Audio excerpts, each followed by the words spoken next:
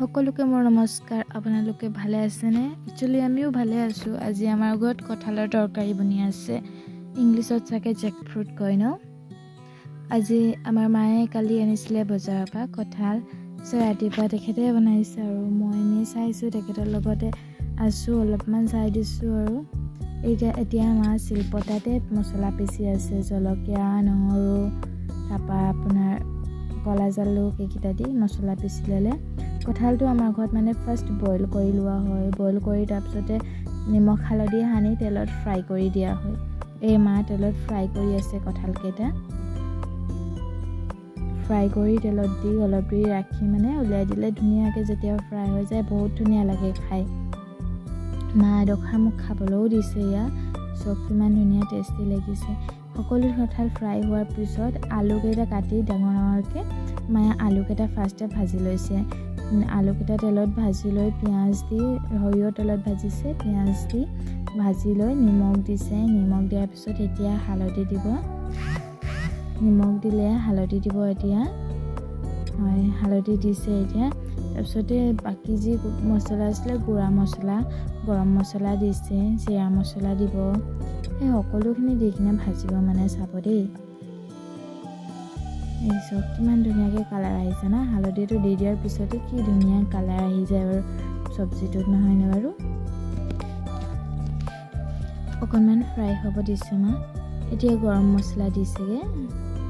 গৰম মছলা মানে আমাৰ পেকেটৰে অনা, চব জানেনে, ঘৰত একো বনোৱা নাই আৰু সৰু সৰু পেকেটকেইটা পোৱা যায় যে। এইটো জিৰা মছলা দিছে। জিৰা মছলাখিনি দি মেলি আকৌ অলপ লৰাই দিব। লৰাই দিলে মানে ভালকৈ মছলাটো মিলি যাব আৰু মিলি গ'লে ভাল হয়, সুবিধা হয়।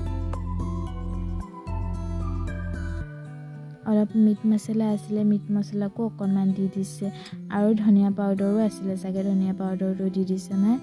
সকলোখিনি দি কিনে অলপ মিলাই দিব আৰু কি ধুনীয়াকৈ তেলত ফ্ৰাই হৈছে আলুকেইটা। এনেকুৱাকৈ চব্জিটো ফ্ৰাই হৈ গ'লে মানে টেষ্টটোৱে বেলেগ আহে।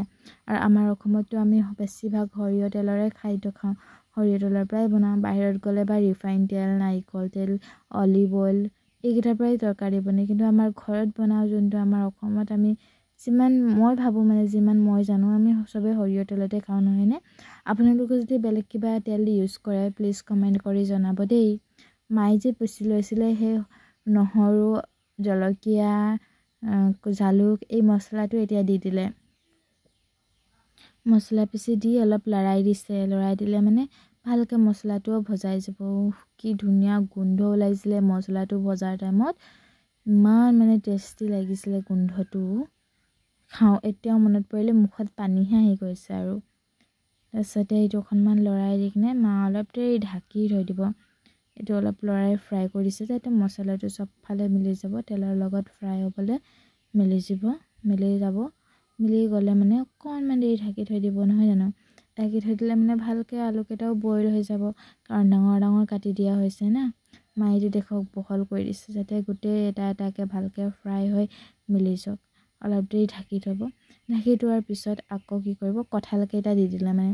একচুৱেলি কঁঠালকেইটা দিওঁতে মই বাহিৰত আছিলোঁ, আহিলোঁ দেখিছোঁ মায়ে কঁঠাল দি দিলে। মই কৈছোঁ দিয়ক এইটোকে ভিডিঅ' কৰি বনাই দিওঁ। কঁঠালকেইটা দি দিলে। কঁঠাল দি ভাজি মেলি ফ্ৰাই কৰি থোৱা কঁঠালটো দি ভাজি মেলি পানী অকণমান দি দিছে। পানী অকণমান দি অকণমান ঢাকি দিয়াৰ পিছত তৰকাৰী ৰেডি। এই চাওক আমাৰ ভাতৰ লগত খাবলৈ ওলালোঁ। বহুত টেষ্টি লাগিলে খাই। Thank U. লাইক ছাবস্ক্ৰাইব কৰি দিব প্লিজ।